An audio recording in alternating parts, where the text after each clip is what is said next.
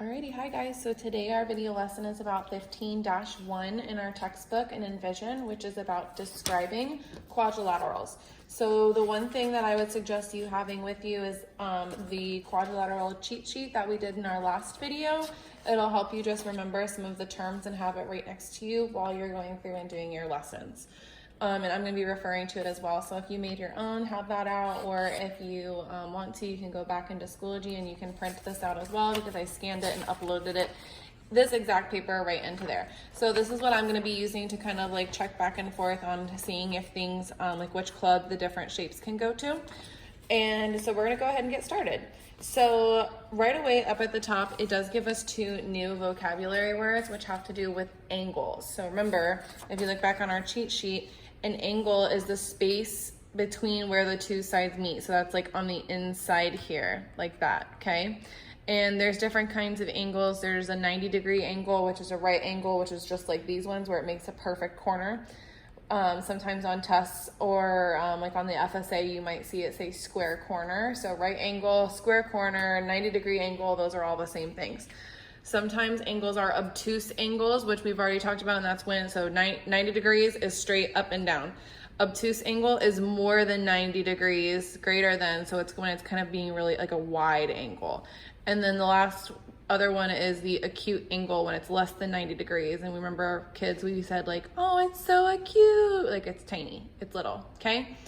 So there's other ways to describe angles. You can talk about convex polygons, which is when angles all point outwards.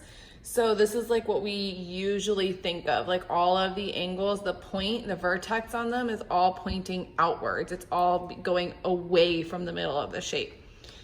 These kind of polygons are concave polygons, where one or more angles point inwards. So if you look like at this shape that's kind of orange, the angle is pointing towards the inside of the shape, or this one has two angles that are pointing towards the inside of the shape. So concave is like pointing inwards, convex is pointing outwards, okay? So it's just another little piece of vocabulary for us. But we'll go ahead and we'll get started on this guided practice section. So using our cheat sheet, the first question says, this figure is a rectangle, but it is not a square. Why not? So I would look at our square cheat sheet, and on our square cheat sheet, or on our quadrilateral cheat sheet, goodness gracious, it talks about a square down here, and it says, in order to go to the square club or be called a square, it needs to have 4 right angles and all sides are the same length. So knowing that those are the rules, 4 right angles and 4 sides the same length, which square rule is this shape breaking, and the reason why we can't call it a square? It has 4 right angles. See, they're all perfect corners. But what it doesn't have is all of the sides are not the same length. In this shape drawn here, opposite sides are the same length. It's got 2 long sides and 2 short sides. So that's the reason why. So I can say it is not a square because all sides are not the same length. So this shape does not get to go to the square club, okay?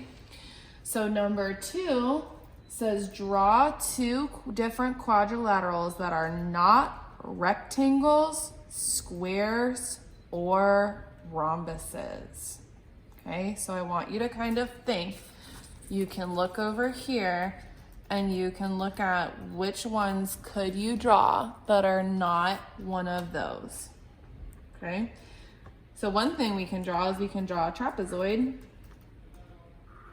because a trapezoid is not a parallelogram, and all of these examples are parallelograms. And it's still a quadrilateral because it still has 4 sides.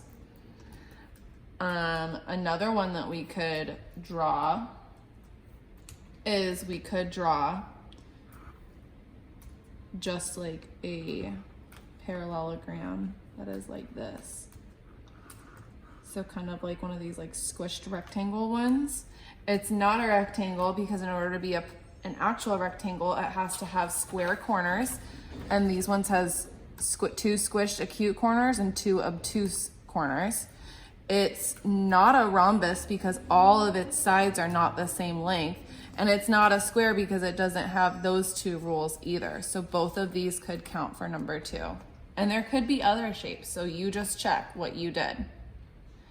Okay, so for numbers 3 through 6, write as many special names as possible for each of these quadrilaterals. So remember, one shape can be all of them. We talked about that specifically with squares. So go through and look at number 3. What could number 3 be called? So you can use your cheat sheet down here. It can't be called a trapezoid. It could be called a parallelogram because it has 2 pairs of parallel lines. The opposite sides are the same length and opposite angles are the same size. Can this shape be called a rectangle? No, because it doesn't have only square corners. It can't be called a rhombus because all of the sides are not the same length. And it can't be called a square because it doesn't follow those rules either. So this one, number 3, only gets parallelogram. And by the end of this unit, you're going to be able to spell parallelogram all by yourself. It's going to be amazing. All right, so now let's look at this shape, number 4. What are all of the names that this shape could be? Can this shape be called a trapezoid? No, because it doesn't have just one set of parallel lines. Could it be called a parallelogram? Yeah, it can because opposite sides are the same length. It has 2 pairs of parallel lines and the opposite angles are the same size. So yeah, this one can be called a parallelogram. Does it have any other names that you can call it?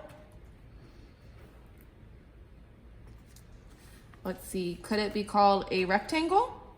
Yes, it can because it's a parallelogram that has 4 right angles. So this one also can be called a rectangle. So can it be called a rhombus? Are all sides the same length, all 4 of them? No, it can't be a rhombus and it can't be a square because a square also has that rule too. So number 4 can only be called a parallelogram and a rectangle. Okay, so let's look at number 5. What can number 5 be called? Number 5 can be called a parallelogram.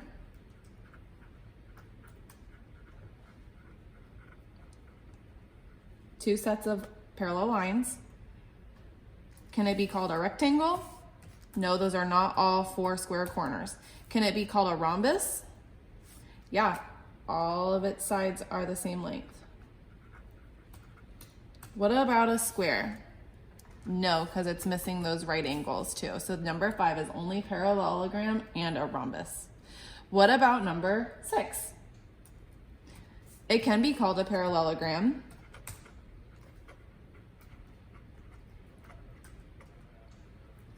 So that one works. Can this shape also be called a rectangle? Does it have all 4 right angles or perfect square corners? Yes, it does.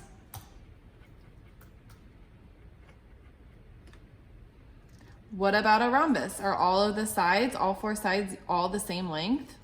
They sure are. And what about, could I call that a square? Does it have 4 right angles?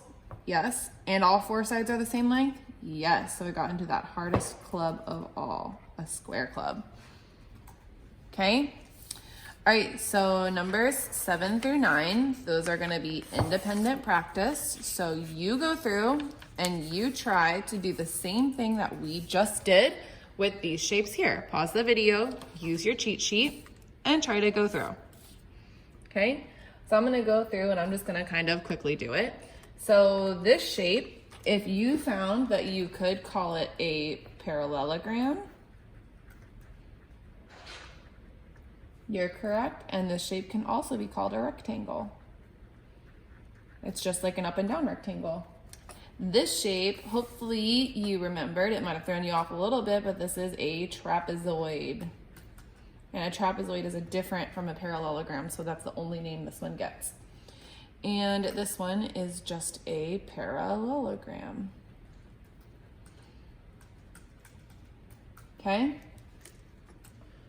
So number 10, it says, in 10, name all of the possible quadrilaterals that fit this rule. So it has two pairs of opposite sides that are equal. So that means it's automatically going to be a parallelogram. And all of the shapes in here are all parallelograms because they all meet this rule. So that means it's also this shape. If this is the only rule it's giving us, that means it could be a rectangle, a rhombus, or a square, because it doesn't give me any other ideas about it. But all of those shapes all fit that rule too.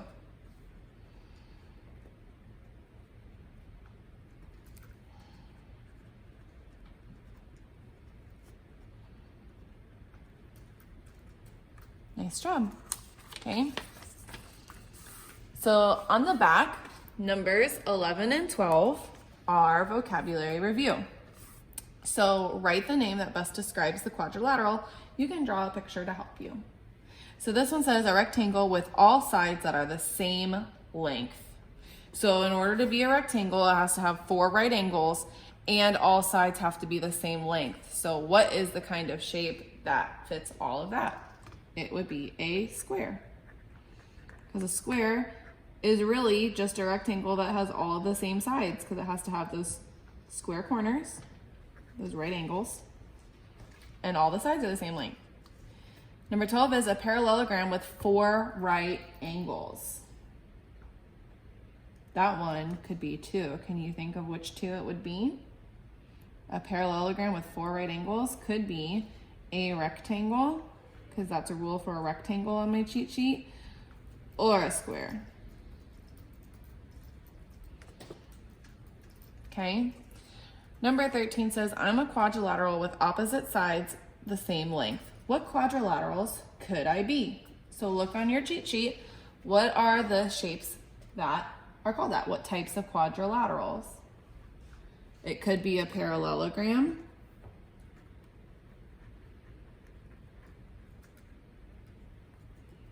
It could be a rectangle.